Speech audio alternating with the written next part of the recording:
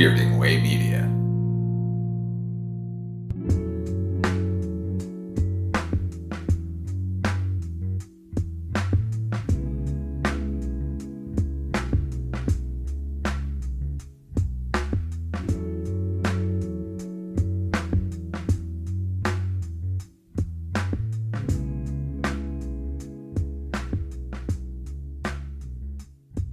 Hello, everyone, and welcome to another episode of Scary Stories We Tell. I'm one of your hosts, Christashu, and I'm joined, as I like that.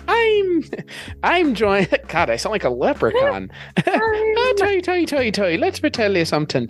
No, I'm joined by one of the hosts of this show. You have heard them here before many a time, and you're hearing them again on this episode. One of the hosts of the one season show. You know, that show's also hosted by me, Jess Byard. Hello. What do you do if you see a bee in your car?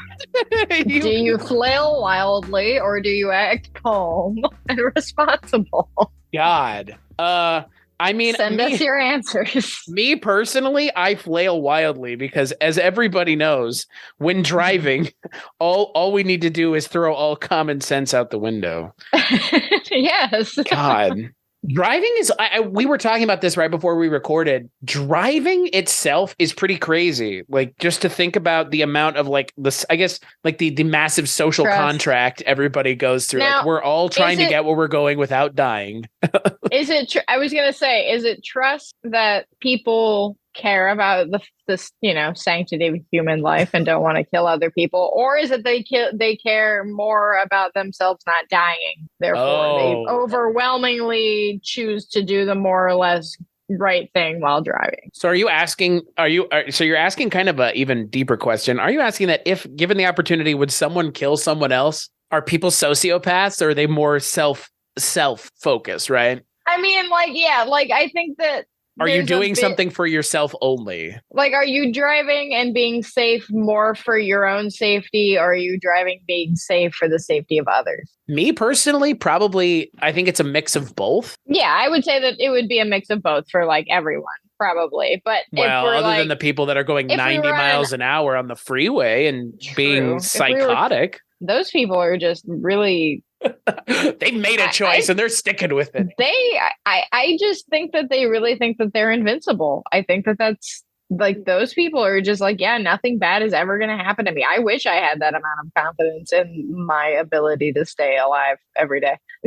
What do you think? Well, let me ask you, do you think that's misplaced? I mean, vehicular, yes. Like, yeah, right? Like, vehicular stuff in this country is no joke. But do they have like a massive amount of trust that other people are going to not get into an accident with them? That's the question. Where I think that they have a maximum amount of trust is that other people don't want to die. That's fair. That's fair. And they get the fuck out of the way because we don't want to die. Right. No, I don't want. I have no interest to die in a traffic accident. And I would say that if most people were honest, they were more than likely being safe drivers because they really don't want to die. They also care about people's safety, sure, but more overwhelmingly, they would like to get home tonight. That's fair. I would be inclined to agree with you. I'm gonna go on. And I would say that I am one of those people as well. I am like, I care about the safety of others as well, but I also really just would like to make it to my destination. Thank you. And I don't ride in a lot of cars. Most of the time I'm driving, and you drove us the entire time that I came to visit you, and you were pretty good driver. When I have a car, I am a driver. Yes. You're a very safe driver. Thank you. I prefer it. I have some my road ragey moments, but they come and go pretty fast. I think my road rage moments come out of, for the most part, like genuine issues that I have with people's ability to drive, not just like bullshit reasons. Like, if someone's in the car with me and I get upset, they're not staring at me going, "What the fuck, dude?" They're going, "Yeah, I get it." Like, yeah, like, wow, that person was a fucking asshole. Yeah, like they sat at the fucking light and didn't go when it was green. And it's like, oh, they're on their fucking phone or something. Yeah. I'm not like getting upset because someone's going too slow on the highway when they're going 70 and I'm going 90. Like, I'm not a psychotic, for fuck's sake. God, what is with? I don't. Welcome to Scary Stories, where we talk about driving. I mean, it's pretty scary. It's scary, folks. I will tell you, like, I say this a lot. I say this a lot. Like, if people can't get into like horror movies and stuff, yet you go and get into a car every day. Like, that's way scarier than any horror movie I've ever seen. Try getting into a car accident and tell me that that's not fucking scary, because it is. Oh my God, it's one of the most horrifying experiences. Yeah, like being in a car accident's terrible. And like, it's one that you can stand, like that you stand to repeat multiple times in your life. Yeah, like there's a possibility it won't just happen. Varying degrees. Yeah, exactly. And sometimes the people are unlucky enough where it's to the final, the most fatalistic degree. I actually, speaking of scary stories, speaking of kind of weird stories, I actually went to high school with someone who in junior year.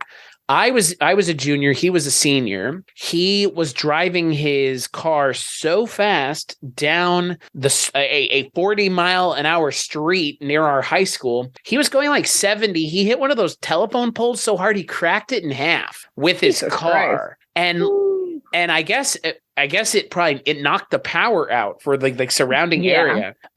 He died in like high school from driving. And like that's like wild to think about, because I don't know. Like I've been in situations where I could have died because of being in my car, but I don't know. Like I've been in several car accidents, but most of them have not been involved with other cars. Like, okay. When I totaled my car, it was due to weather and spinning out on the highway, and then I hit the guardrail. So that totaled my car, and it was a pretty terrifying experience. Like I said, though, there were no other cars involved. Another time, I think I talked about this before when we talked about near-death experiences, or like the too soon, like what if I had left 1 second too soon or whatever. Right. Moment of I was in another car that spun out on the highway and hit the guardrail. My mom has been in a few car accidents, and I know I was in one when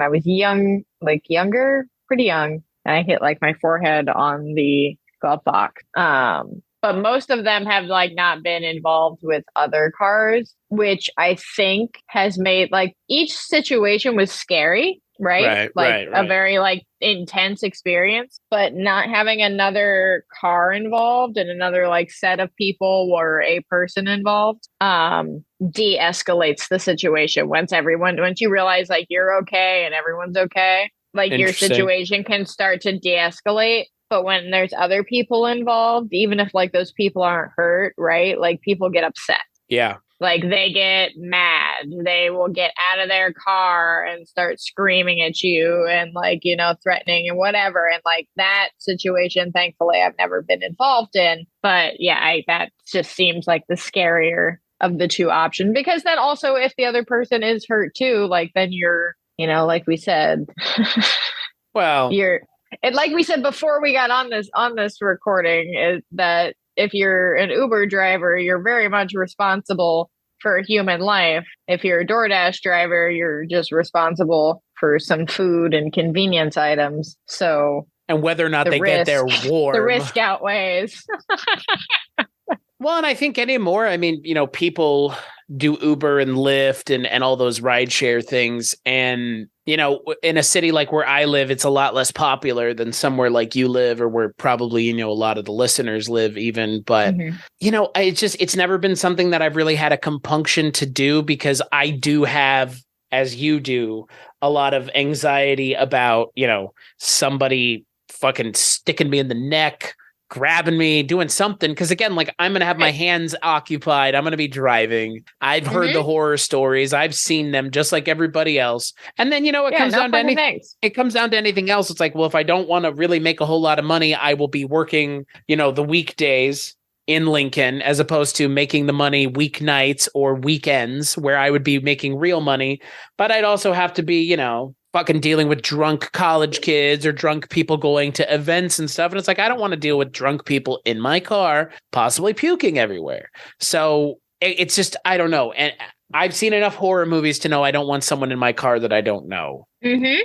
Why is that so crazy to think? But at the same time, I also completely understand that it is a great way to make money, because it really is. If you have a car and you're doing other things and you can do Uber, even on the side, you can make a good little chunk of change. Yeah. But still, murderous tendencies aside, there's the everyday risk factor of right. accidents, Of as we were just an talking about. accident. Yeah. Which Like, are exceedingly common. whether you're the fault of or somebody else is the fault of, Yeah. and you could get hurt, your passenger get hurt.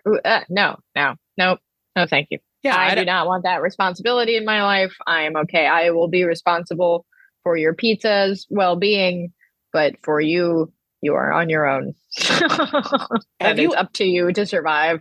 So you've been in a car accident with other people, though, that aren't your family, right? Yeah. But you weren't the one at the wheel, or were the one at the wheel? No. So I've never been the driver of an accident with other people in the car. So I can actually speak a little bit to that, because I got into a car accident right before I moved with two of my close friends in Texas. And like, I'm not sure if I've ever really processed it, because it's not a particularly pleasant thought, obviously. Like, my friends' parents might have had a lot of words for me. Again, I wasn't at fault for the accident, but that might not ultimately matter. But you know, I mean, I got into a pretty gnarly accident that totaled my car because the person who was driving on the other side of the road was not paying attention and slammed into my car going 40 miles an hour. I took it on my driver's side door. If it had hit my passenger or something else, like, could have been a lot worse. Could have been something worse. And I think it's something that we as a society don't really think about very often. When our friends get into our cars, is like, you know, because that when I go ahead. When I first started driving, like when I was working on the documentary a few years ago, one of my like main responsibilities became driving. Like, I would be driving me, my boss, or, you know, one of our producers, one of my other colleagues, pretty regularly, multi-states with, you know, like 4 other human being life usually in a rental car that I'm not familiar with.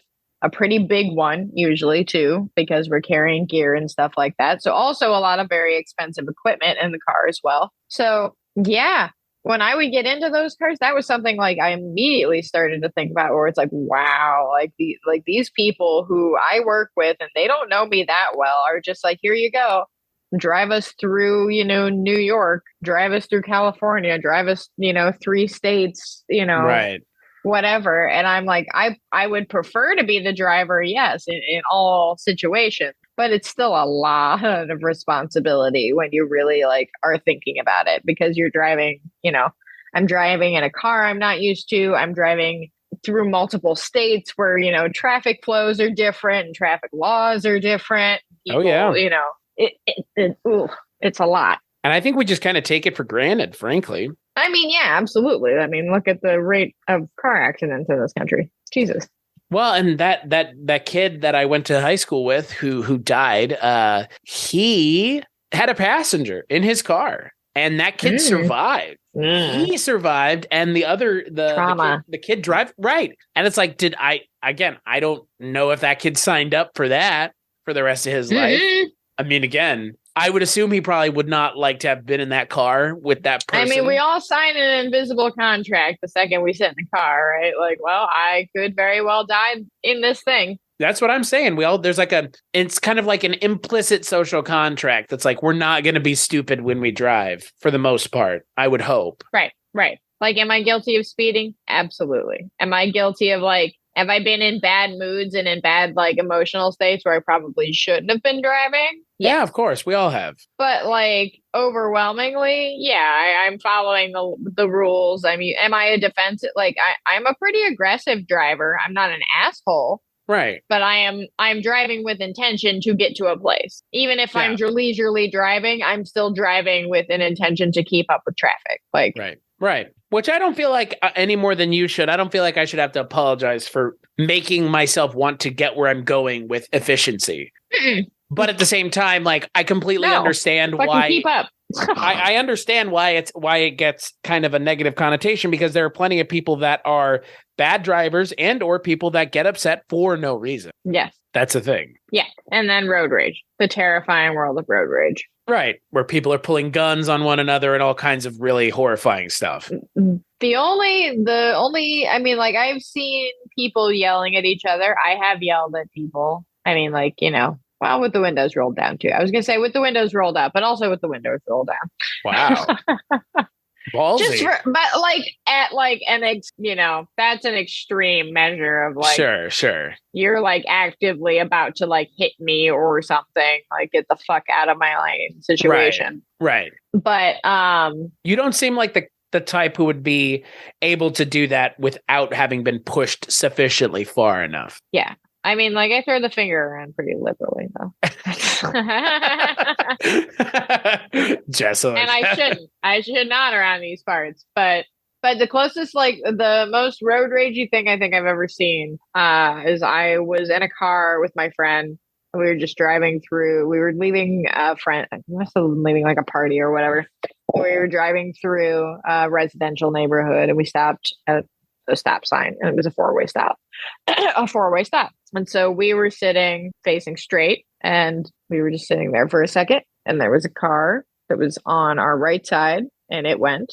And then another car came flying up at the stop sign. Boom, stopped. And we were like, okay, that's weird. And we waited for a second because they were kind of like rolling a little bit. And it's like, all right, stay. Another car flies up behind them, tries to go around them. This car that was there, acting weird to begin with, starts to roll forward into the car as that car tries to pass them. And it became like a whole situation where windows were being rolled down, and it was very intense. And we just ultimately just drove around. Yeah, the whole situation. Shit. But yeah, road rage is a pretty real thing. And unfortunately, in a country where you never know who has a gun, you probably don't want to be instigating the road rage, but man, do I feel it. I get so angry. Jess wants it. I mean, I get it. Mm-hmm. And, most of the people, that I've seen when it comes to like the moments that have pushed me too far end up, it's just like someone who's elderly is what it feels like for the most part. Yeah. And, And look, I get mad. I get so viscerally mad because of the reasons that we're talking about, right? That driving is overall dangerous. Like, right. It's not to be taken lightly. Right. And when you're doing like really, really fucking dumb shit that is basic driving rules and etiquette. Going 10 under is just as dangerous as going 10 over. Right. Especially on the highway. Or anywhere. Going 10 over in a residential is just as bad. Yeah. I mean, it's all terrible. That's the problem. I mean, that's the problem with all this, right? It's, people who are driving unsafe, that's not necessarily going too fast. That's not necessarily what that means. Someone eating a cheeseburger and driving is just as unsafe as someone speeding. Yeah. If not more in some cases. Right. Distracted driving. Yeah, I was going to say driving a cheeseburger. I mean, if we're talking like a Mayor McCheese, Ronald McDonald thing here. Driving while eating a cheeseburger, you could be driving the speed limit, but you're eating a cheeseburger and oops, you drop the cheeseburger and then boom, you like hit the curb because you looked down for too long and you hit a small child. But you were still going the speed limit though. A small child? Jesus, yeah, if you Jess. hit the curb. In a residential neighbor, you pop the curb, there could be a kid on the sidewalk, right? I guess you're not wrong. Jesus Christ, though, that's dark. Well, I'm just saying that's what happens. That's the fatalistic. Don't be a slob while you eat and drive. That's the fatalistic direction. That's as far as Jess will go. I'm not going to hit a child because I won't pick up my cheeseburger. No, I will eat it. I will just be, not a slob about it. I don't know. I don't think eating in the car is a good idea anyways. Like driving and eating. No, right? Not at all. Not at all. You sit in the parking lot, eat your food, then drive. That's the way I think about it. At least the driver, right? Like if the passengers want to eat, that's fine. Sure, yeah, passengers go for it. But like as the driver, especially for me, one, it's not safe. Two, it's you just don't enjoy your food. Yeah, no. I mean, because you're just trying to eat it so that you can then like drive unencumbered again, right? Because it's a whole process. Yeah, that's fair. I don't know. I want to enjoy eating my food. Yeah, I'm not a fan of eating in the car, anyways. But there's some like I'm not going to go sit in a McDonald's though and eat. No, I'm also not going to McDonald's. But I mean, I like McDonald's. But if we're on a road trip, what's wrong with McDonald's? I like McDonald's fries. I like McDonald's fries. You don't like the food? No. Why? I don't know. It doesn't agree with me. What is it saying that you don't agree with? What does it say, Jess? It's the Hamburglar is a rough customer. Yeah, he's driving that cheeseburger on wheels. Yes, exactly. But I like the fries, and I do agree that McDonald's Fountain Coke is the best Coke. Well, yeah, but that's like scientifically proven because they're the only ones. Isn't it? What's the deal? They're the only ones. Carbon ratio, right? Yeah, something about the syrup is correct, or no, hold on. I think the lines are refrigerated. Isn't that what it is? Sure, I have no idea. Sure, we'll go with that. But Michael McDonald's, Michael McDonald's. God, the Doobie Brothers present. I think I've come around on McDonald's, and it's kind of weird for me to think about that because I feel like it's somewhere that we as like 90s kids were told not to eat after a while. We're told like, I did when I was a kid. But then we were told like, it's the devil. It's the literal devil. That is very true. We were. And like, I mean, in some respects, it's probably deserved, but in a lot of others, it's not. Like fast food is one of the best employers of anybody in the world, like especially in this country. Like, and some places the food is not prepared properly, but like I would go out on a limb and say most places it probably is. That's not the issue people have with fast food. I think it's the perception of what it is. Yes. And who's eating it. Absolutely. Perception, and who's eating it. Who's eating it? Absolutely. And, but for me, if I'm eating, like if I'm doing fast food, I'm going to do Burger King. Interesting. Okay. Mm-hmm. Interesting. I like the burgers better. I like the Impossible Whopper a lot. Okay. That is okay. I will agree with you 100% that McDonald's not having some sort of I think and I eat vegetarian and vegan all the time, everything else but that. It boggles my mind that they don't have an option yet. Right. That given that they're essentially it's fast the number food. One. Yeah. It's the fast food place. Completely. That's the way I view it. Of the chain restaurants, of the chain fast food joints, it's the fast food place. McDonald's will still exist after the nuclear apocalypse has happened. Yes, there will be Ronald McDonald's face will be everywhere. It'll be, I mean, it's just that's how ubiquitous McDonald's is. And yeah, it's weird that they don't have that option because as someone who is trying to eat less meat and is doing it successfully everywhere but there, they should. Right. And just like, honest to God, most people, if they weren't told what it was, wouldn't care anyways. Like, I'm sorry, I would be able to tell. Yeah, exactly. If it's not real, does it even matter if you can't tell? Like, no, I would be able to tell. Like, if you said all the fast foods like out in front of me, I'd be able to tell that shit. That it's a fake burger? No, by which one it is. Oh, like, well, I'd sure. Be able to tell, yeah. But like, I'm more speaking to the idea that like, if you gave someone an Impossible Burger and didn't tell them it was an Impossible Burger, and they were like vehemently opposed to eating a fast food Impossible Burger, do you think they'd be able to tell the difference? Not at all. From Burger King, because it's all about the toppings and the way they throw it on that grill. They throw it on the grill that does the char-grill fucking thing. Yeah. It smells. Burger King smells the same way it tastes. You know what I mean? Yes. Yeah. You throw on the mayonnaise and the ketchup and the mustard and the onion and the poppy seed burger and the pickles and everything. And yeah, it tastes like a fucking burger. I like. You had no idea. I like standing outside of a Burger King and smelling the air. It smells like smells like burgers. Like what you're about to eat. Yeah, you know what you're going to be eating if you go to Burger King. Yeah, you know what? And I think that it's because again, growing up as a '90s kid, I think we grew up in a weird cross section of like the health food craze beginning and fast food's popularity waning. Because again, like you said, I mean, when we were growing up in the 90s, I distinctly remember, and I'm sure that this is a shared memory that you and I could talk and expound on for hours, of going and eating fast food was like exciting. It was like a treat. Like, all right. You and I had very different upbringings, very different like financial upbringings, situational upbringings, all kind of familial upbringings. But yet that is something that I don't think kids today, like, I don't think it's a special thing. But in the 90s, it was like a fucking special thing. Going to get a fucking Happy Meal was a big deal. Dope. Yeah, it was like a big deal. It was a special. It was a special thing. I don't know. Even though it was literally just a fucking shitty cheeseburger in a cardboard box.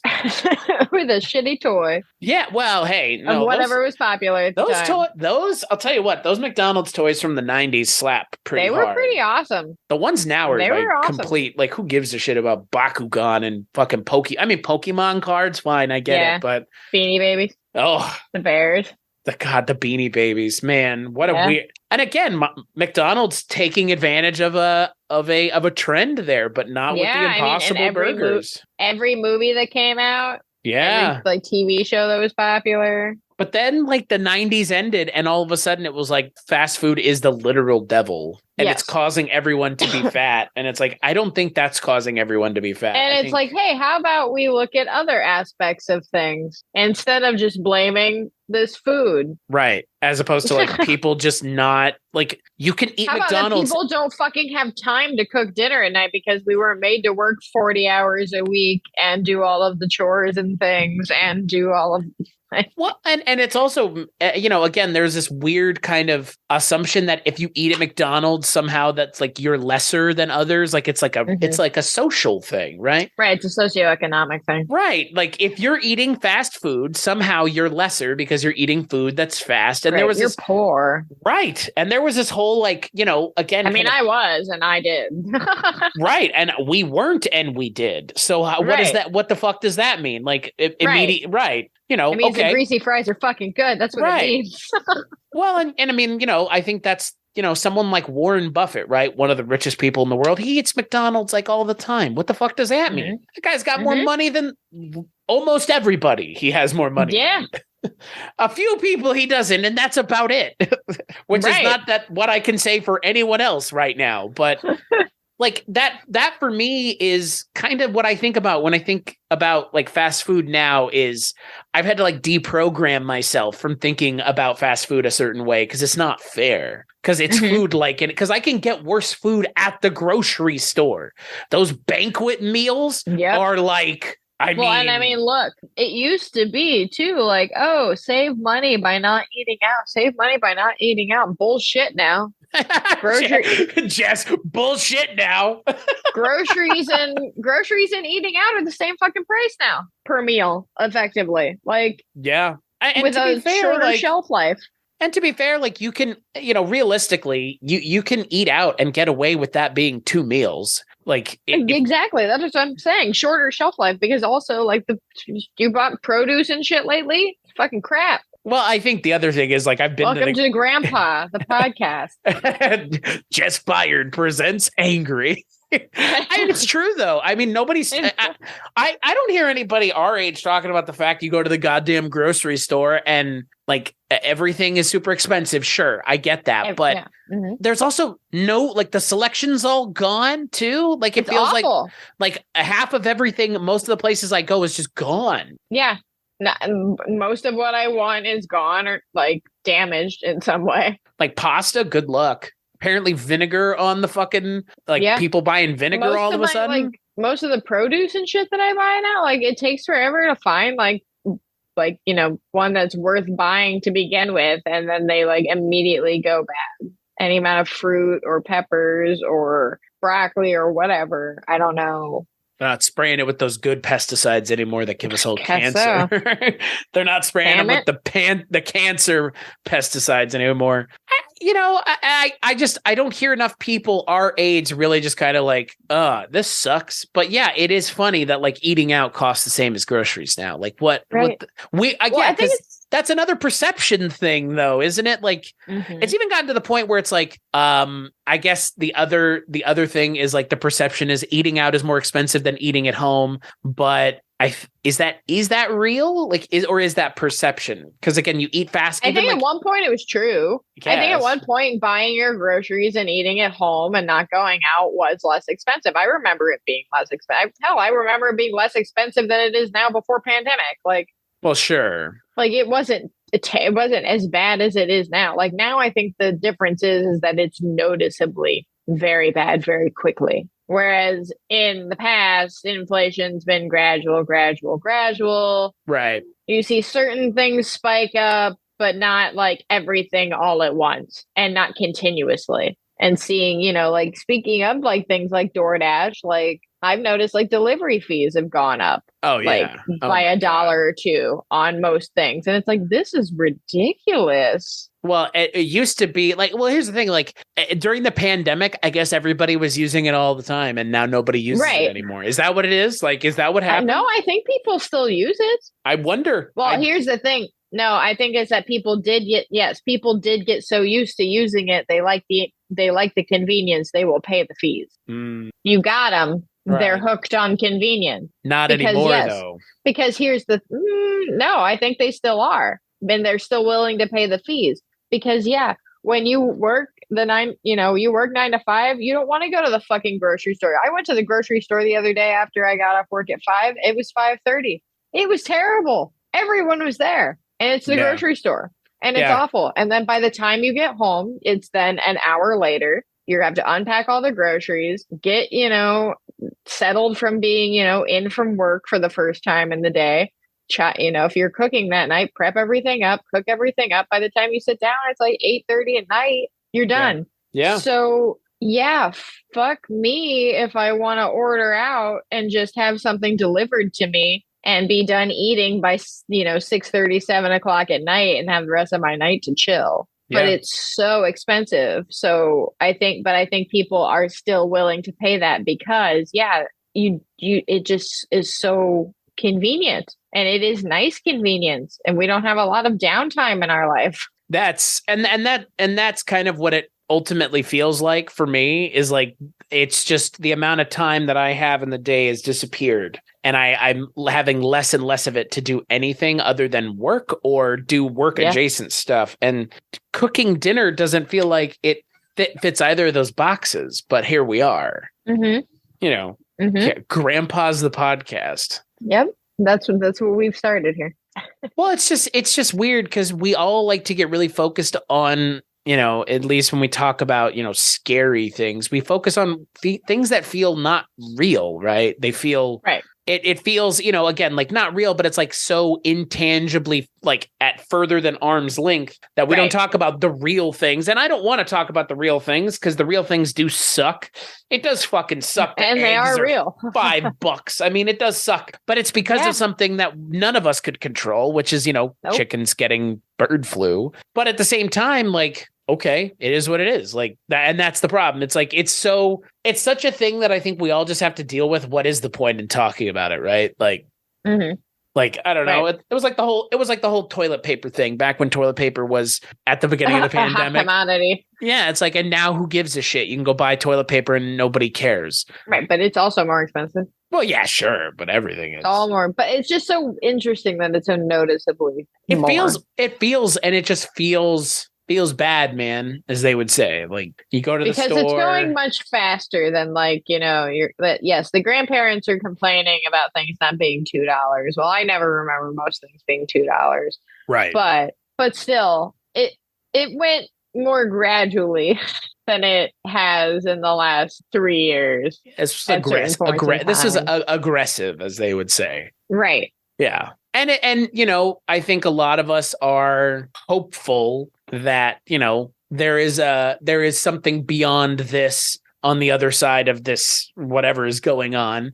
But again, we as a generation have grown up in uncertain times, it feels like, for a long time. Mm-hmm. And, the pandemic didn't really make that any better. Not sure it made it worse. I mean, I'm not sure it made it worse. I think it was just one more drop in the bucket of a very big bucket of a lot of things a lot of us have had to deal with. It's just some of us were never emotionally mature there. Yeah. It did put a halt on some economy spending. That's for sure. The pandemic? Yeah. Yeah. In certain aspects. And other aspects, people spent a whole lot of money. Yeah. Oh, yeah. Honestly, like redoing their houses and shit because they had to be in their houses the whole time. I kind of don't know how to feel about the pandemic anymore. Like the parts of it that I don't know. Again, that were not that again, because to call it fun is weird because it wasn't fun, but so many of us weren't asked to do anything. I mean, I would say the bulk majority of us were not asked to do anything. And most of us took advantage of not having to do anything. And we did what we wanted, and it was so great. Right, which was doing nothing and just staying at home and like working on the things we wanted to and working from home. And like it sucks because in a lot of ways, I feel like I don't want to forget that that all happened, but it feels like society is doing its damnedest to make that the case. Yeah, like we never did this. It's a weird blip in history. Look, bird flu. Right. Like it's weird to me because it was such a big deal, and it is such a big deal, and still for a lot of people it is a big deal. And I don't think we're all going to be getting COVID boosters. I think probably forever. I'm assuming until they stop being worth getting. But oh yeah, no, I was listening to a podcast the other morning. They were talking about how eventually what is going to happen, inevitably what is going to happen is that we're going to have COVID shots like flu shots. Like they're just going to be annually. If we're not there already, right? Like, yeah. It's just it's weird because we as a generation always talk about this idea of we've had to deal with all this crazy stuff happening, right? 9/11 and the crash in '08 and like I feel like we like to think we're the only generation that's had to deal with shit. And I think every generation thinks that. I mean, the kids today probably think that about having to deal with COVID. And again, they're not wrong. Like in a lot of ways, COVID was for them what 9/11 was for us. It changed the way their lives were and are in a lot of ways. And I mean, 9/11 changed things for us, but I don't think it changed. It wasn't like everything. COVID changed everything. And I think we were the right age to still be able to internalize that and let it change things and go with the change. But I think that there's still always the right age for everything terrible. Right. Yeah, right. But I think that there was also a pushback of, I want things to go back to the way they were, which is why we're trying our hardest to forget that everything happened is what it feels like. Right. But we can't because everything's more expensive in a lot of part because of pandemic. Right. Because the pandemic showed the weak points of our system. Right. Like the supply and demand chain that has been so fucked up since the pandemic. There are some things that still aren't in mass quantity on shelves at the grocery store. Yeah. Yeah. Staff shortages because people who did have to work during pandemic, like all the customer, all the fast food and restaurant workers and shit like that got fucking fed up for being paid shit wages. So now we have understaffed everywhere. Yeah, because people realized they weren't worth anything to the people who weren't paying them anything to begin with. Yeah, and they can make more money door dashing and picking up at the places that they used to work. Yeah, than working at the places. Yeah, that's fucking real. Like they get to make their own schedule and make more money. So yeah, fuck you. and probably still have another job too. Mm-hmm. Yeah, I mean that's the thing. It's a lot of this is people our age throwing their hands up in the air and going, well, shit sucks and I don't want to adapt. And like, that does suck. And this all does suck. But at the same time, there is some of this where it's like, we are living in the most technologically advanced times of all times, period. Even if shit's bad, like there are so many opportunities to do so many things that the only barrier to entry for some things, there are real barriers to entry on some things, but like not everything is. You can always just go out and, like you said, just make money with your phone. You're essentially making money with your phone in a car. That's all DoorDash is. There's nothing to it. I mean, you're not going and reporting to DoorDash headquarters anywhere. There's probably not even a DoorDash. You have no boss. Yeah, there's not even a DoorDash office anywhere, I wouldn't think. Like not in most towns that have DoorDash, but there are probably there have to be offices somewhere, obviously. There's probably one in like LA. There's one in California or wherever the based. But like, I don't know if there's one in Akron or in Lincoln or anywhere else where people are DoorDashing. No, but you're your own boss. You drive your car. You go to the store. You pick the thing up. You drive to the place. You drop it off.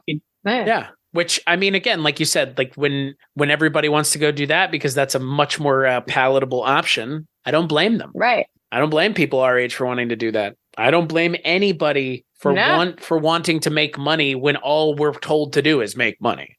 Make money, and all we can do, anything that we want to do in life is going to require money, and it's all just getting more and more expensive. So it's like, yeah, all right, well, I'm going to go do the easiest, quickest option to make the most money because guess what? Work smarter, not harder. Sorry. Exactly. Like, you wanted us to work? Okay, fine. It might not be the kind of work you had in mind, but we are making more money. effectively. It's not really doing us much good because we're not keeping up with the rate of everything else in the world. But like you said, there are more opportunities now because of working smarter. Or at least trying to work smart, Yes. Attempting, as they would say. Right. Well, and I mean, again, there are so many apps on the phone just to do anything. I mean, Jesus Christ. But, DoorDash, Uber, Lyft, whatever, Uber Eats, Grubhub, my God. Like, All there's of it, yeah. six things right there, And then not to mention if you want to try your hand at content creation, which is what we've done here. And so many of our friends and people that we know and work with have done to varying degrees of success. And that shit's not easy either. Don't let people don't watch YouTube and if you watch YouTube or you listen to this and you think that doing this is easy, don't let that be the takeaway. It's fun. No. It's fun, but it's not easy. Nothing worth doing is, though. Like, what part of it is easy? This part is easy. This part is the easy But even this part easy? Because again, like I wonder that when I sit down and think to myself, like, is doing this easy? Like, what is this? Like having a conversation that's entertaining you and I is easy, but yes, but entertaining other people, yeah, that's difficult, right? And and I mean, making money on this, right? I mean, that's very not easy. No, you can make money, but you're going to be making less money than if you did exactly what we've been talking about. If you went and DoorDash for a week, you would make more money probably than I've made doing this in a year. Especially if you hauled ass on DoorDash, you can make good money on DoorDash. Yeah. Especially if you're somewhere where people are ordering constantly, which if you live in a big town, like you're probably going to get lots of orders and big orders big orders from businesses and stuff, or college dorms and fucking frat kids and all sorts of shit. I mean, yeah, if you live in a college town, doing DoorDash is probably kids with their parents' credit cards. My God, can you imagine if you had the means in college and DoorDash had existed? Like, Jesus Christ, that would have been amazing, right? Like, we didn't have anything like that when I was in college. Period. No way. To be able to order food to my dorm. Now. Yeah, God. The stuff they have downtown now that you can go to on campus is ridiculous. Like, we had nothing. With speaking of McDonald's, that's like basically what we had, like near us, and like Penn Station, I think, and then that was it. We had a Chick-fil-A in the Union before they tore the Union down and changed it, and everybody thought that was like the biggest thing. It was a Chick-fil-A. Ooh. I mean, where I ended up doing my master's, we have like it's like a Chick-fil-A, a Burger King, and a taco joint inside of our Union. So again, like fucking like. But still, you have DoorDash. So what does it mean? Why would you go to the Union? Like, why do anything else? Bye. Yeah. I'll be wherever I live. See you later. Yeah. College, like I think about the college experience that we had. And like, I feel like the college experience that we had, we're the last kids to get, like, last people to have gotten that experience in kind of a weird way. Cause we were like right at that edge of the cell phone, smartphone thing. Right. Well, I mean, and like right at the we're in between everything, right? We're in between like no internet. Yeah. Cell phones, like beginning of cell phone, like in the early 90s, like late 80s, early 90s. And then like the actual, like when cell phones became like people are going to have these now, forever. They're going to have these now. When did you have your first cell phone? I think when I was like 16 or 17. So like 2006, 2007. Same. I had one of those like Nokia brick phones with the pull-out antenna. I had a Fusion. It was like an MP3 player. Oh, wow. I know. It was fancy. I thought you were going to say you had one of those ones that you held it like this and then you could flip the screen out. You remember those? No, I wanted one of those. Yeah, that was what the cool kids had. You could play keyboard, you could play games on it. You could play like actual games. Yeah, now you can play Grand Theft Auto on your goddamn iPhone. What a time to be alive. Now I can do whatever I want with this thing. Like I can be like, oh, okay, hey, I want to. You could do anything. Really cool AR. Whoa. You can do anything on your phone, literally. Yeah, anything I want at any given point. Fuck you, teachers. I mean, I do wonder like what that's done to people younger than not the generation after us, but like two after us, like what having access to all this is going to do to them, because like it's a lot, obviously. Like just us having these things is a lot, Like I can't imagine. There's really no. I do think that there's probably going to be some issues in problem solving, because there's going to always be the idea that there's always whatever issue they have, their answer is going to be easily summoned. Oh, okay. Like, oh, I can't I'll Google figure out it. with this thing. Or better yet, now I'll chat GPT it. I'll ask it to explain something to me like, oh, I didn't understand this, complex thing. I'll ask it to explain it to me rather than Well, that's trying the to real. problem solve it. Like, like theoretical things or like, team problem solving things where it's like, oh, I don't know how to do this. I'll just Google it rather than being encouraged to just, figure it out with the team. Well, and that's, you bringing up GPT, I think is a good place to go to and probably bring this episode, back full circle to, because I think it's interesting talking about things that we did not have access to growing up. Mm-hmm. There's the generational access to something like this and whatever comes afterwards is not. I think people were thinking it was pie in the sky, but I don't think it's as pie in the sky as everybody thought it was now. Given that ChatGPT last week was able to like pass an entrance exam or something. Did you read about that? Yeah.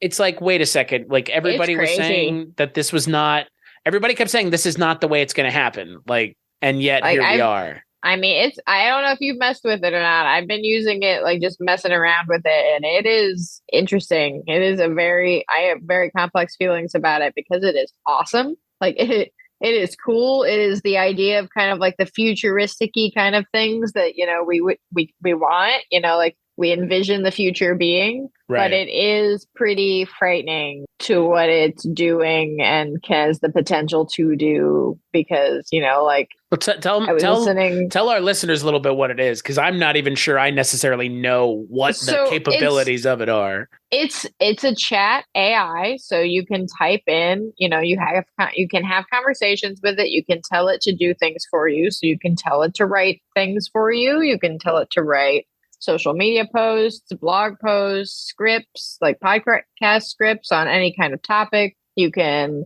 have it write you code. You can have it write you story ideas. It can have you outline things. It can give you like, explain quantum physics in layman's terms to me. And it can do like all of that for you. And you can, as you talk to it, like, okay, explain quantum physics in layman's terms. It gives you the explanation. Okay, now give it to me in a lesson plan form. Okay, now give it to me in talking points. Boom, you've just built like a lecture, right? Like, yeah, I guess so. You can just. The question is, what is the quality? What is the quality coming out of it? From what I've like basic stuff that I've done, like just for like some social marketing stuff, just to like test it out to see what it's like. So, writing copywriting for emails and, LinkedIn posts and whatnot, because it helps out with like SEO and stuff like that. Stuff nobody likes doing right now anyways. Yeah, exactly. It's a game changer for any kind of social media manager, social marketing managers, people who are managing their own websites and stuff, because SEO and all that shit is boring and annoying and aggravating. You have to pay someone to do it most of the time. Or you type it into this free AI that will generate all the SEO words, special words and things that you need into a nice little like pretty good tone. And you can, as you're telling it to do stuff, you can tell it to be like, use an enthusiastic tone, use an encouraging tone, And if you're doing SEO, it doesn't even have to really make a whole lot of sense, because all it is just letting the bugs crawl on the websites and finding those little bites to eat that have to do with your It can help you SEO. do back-end. It can help you do like back-end kind of stuff. So like if you're not a coder, you can be like, hey, write me a code to have my website do this. And it'll be like, beep, beep, beep, beep, beep, beep. Like it does those things for you. It does effectively anything you want it to do. If you know how to ask for it, like it is there is some nuance of figuring out how to write, ask it in the right context and give like kind of like very specific in what you're looking for to get better results and less kind of basic stuff. You can have it spit out something and it the surface level information is mostly there, and then you can go on and like add more things, like be more specific, add more to this section, do this to this, blah blah blah blah blah blah blah. So you can work on it to tone it out. What I would likely, for me, I would use it as an assistant, like something to get the generation of like momentum going, and then I'd take it and then like just tweak the shit out of it, edit it, use it as a basic like outline springboard to then just, do my own thing with it. Got you. Because still, like, letting it write out everything for you word for word feels very weird. Well, and it's not you, even if you are inputting if you're putting the inputs in. Yeah, it's not you, and it's not you, it's not your voice. And someone else will know too. And someone else will know. But yeah, but with the impact that it's having though, I get it. Like, I was listening to a podcast and there was talk of like how it's, very much coming to be a pretty big adversary when it comes to school, right? Oh, academia is terrified. Writing papers, writing essays, learning in general. Like, oh, why would I need to go to a class to learn algebra when I can ask this thing to explain algebra to me and, give me problems and help me work them out? Like, yeah. No, I get it.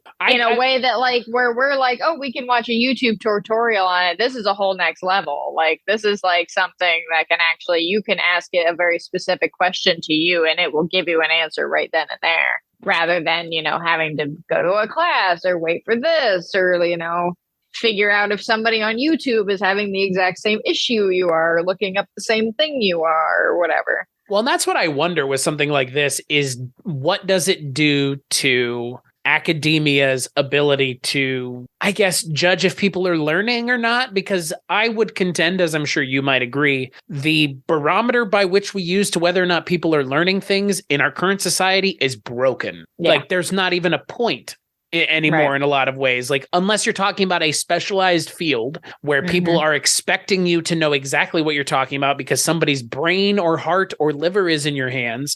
Right. Most people can go to college for a general degree and get away with it because most people don't need anything else to go and do most jobs, because most jobs are going to be taught on the job, or at least given the specialized learning on the job. I'm not saying every job, but if most people had a little bit of everything, a general education degree, I think it's better than going and getting a degree in X just because you want it and then going and working in Y for the rest of your life. I mean, perfect. I get it. Perfect example. I work in video production and film. You don't need a film degree. Are there film schools? Fuck yeah, there are. There's really expensive film schools. Is it something you should need a degree in to do? No, not at all. It's not something that requires that type of, like you said, like that type of education. Like, film schools, like, yes, you're learning techniques and stuff like that, but most things you're going to learn on a set. Right. You're going to learn how a set works being on a set, because everyone is similar yet very different, because you're dealing with different people and different mindsets and different rules and different every set you go to. So yeah, you can have a basic knowledge, but you can also pick up a basic knowledge your first time on a set and then be like, okay, here I go.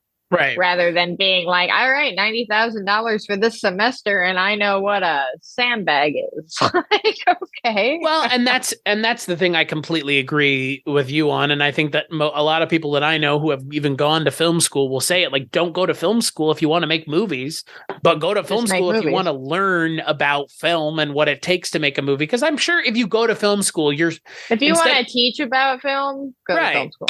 I'm sure you have to have a master's to teach any of the fun classes. If you want to start maybe 10 to 20 yards ahead of somebody else who's just at the starting line because they didn't go to film school, fine. But you're both running in the same race. Like, it's just you happen to be a little further ahead. But I don't think it changes the idea of, if two people are trying to make a movie, being a film school student doesn't mean you're infinitely more well off to be successful. I mean, there's so many things that require. No, because here it takes a whole other set of like personality traits than being interested in liking movies to work in movies. Right, exactly. Just like anything else, really. I mean, at least the creative fields, and maybe not, I don't know. Especially when it comes down to the actual work part, like the mechanical labor part of making a movie. Like, that shit's not real fun. It has fun moments, and it's a very interesting, surreal kind of experience when you're doing it, because you're like, this is my life. I'm on a movie set. We're playing pretend. But it's 12, 15 fucking plus hours a day,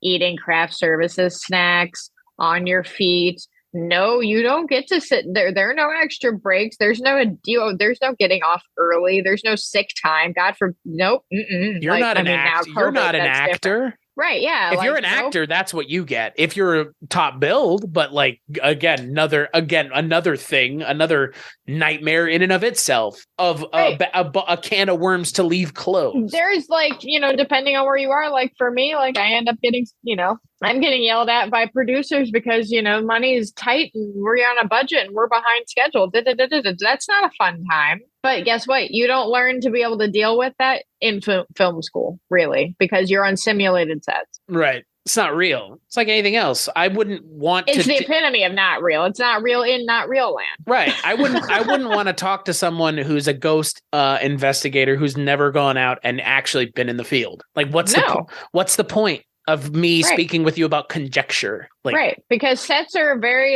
you got to move fast and they can be very dangerous, regardless. I mean, obviously, regardless of, if there's dangerous acts, happening within the movie themselves, but just the act of being on set, there's a lot of equipment. There's a lot of stuff to trip over. There's a lot of people. There's just a lot happening at once and everything is urgent all the time. Right. That's not something you learn in a book. Nope. So I don't know if the AI kind of has its own problems with creative stuff, given the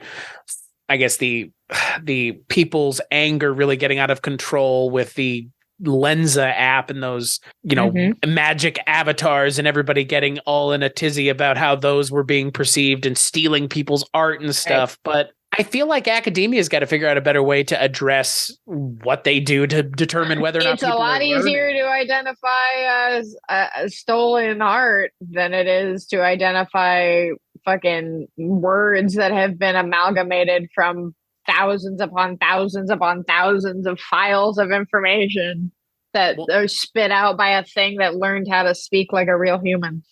Well, and I wonder how it is, if it takes the inputs and it's using the inputs for anything, if it's learning from the inputs it's getting either. I wonder that, because it's getting all these inputs. Right. What is it doing with them other than, giving you an output? Does it internalize the input and use it to get better? Does. I wonder. I think it does. I think everything that it kind of a waste if it helping. Didn't, right? Right. Yeah, I mean, you're interacting with the user right there, all the time. Yeah. I wonder. I would assume, obviously, that's got to be the case. But at the same time, it just opens up a lot of problems for a lot of people, be it people who are in academia, be it people who are. I mean, again, you could do it for anything. I was reading, it was saying then so goes cover letters, essentially. Welcome to the death of cover letters. Welcome to the death of cover letters. Good.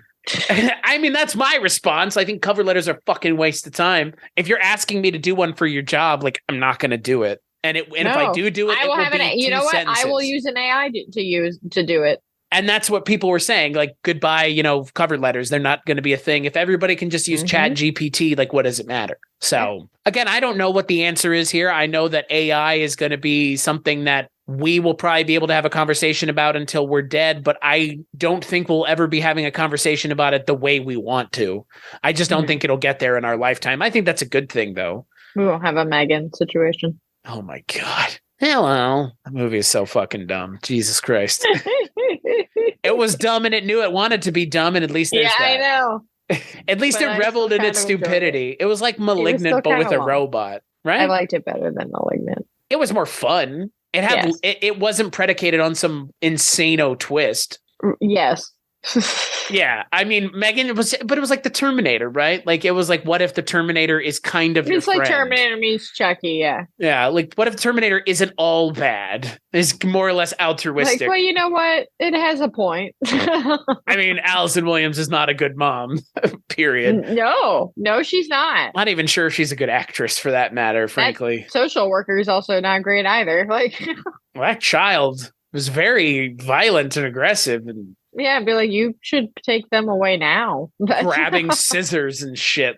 Yeah. I don't know. I don't think the AI is going to get there in our lifetime. But I would like to live in a world where we could see those things, but I think it would also make a lot of people a lot more uncomfortable than they would like to admit, because all we think about it'd make my life a lot more shitty. Why? As a writer. Oh yeah. Well, sure. I mean, again, but something like this AI already has, right? Somebody's undoubtedly going to get something out of it that they're never going to be able to tell anyone where it came from. Do you know what I mean? Right. Yeah. Like, we're gonna have people writing things that they will take credit for, and they had no. And I don't know what happens. What happens? What it's about? Yeah, what happens then? Like, I don't know if people will be. If it gets to the point where it's so good, if people can't tell the difference, maybe it actually doesn't matter. Right. But I mean, and again, then it just goes back to an idea of like, why pay people anymore to do anything if a robot can just do it for you? Right. It's great. It's horrifying. Keep sending him those inputs though, because it just makes the machine better. Woo! I mean, hey, if we're gonna do it, why not do it all the way, right? Why not just make sure that we've further ensnared ourselves into a trap? It's like that.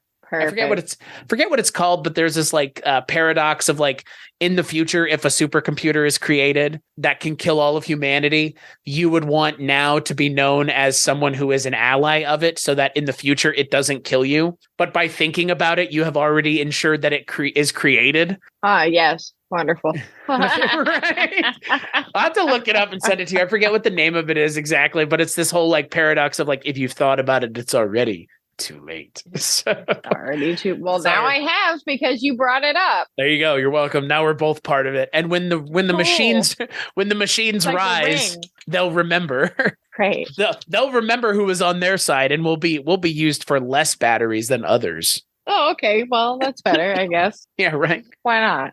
Yeah, we kind of went all over the place with this episode, huh? Yeah. Well, until the next time we do one of these, which will have a topic. Jess, where can people find you on the internet? You can find me on Instagram at writer Jess Byard. Pretty much everything I do is there.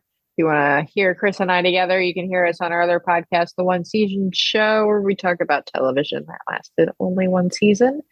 I also appear from time to time on the Culture Cast and the Bollywood Cinema Club podcast over at Weirding Way, right? That's what it's called? That's Weirding right. Way? Yeah. WeirdingWayMedia.com, yeah.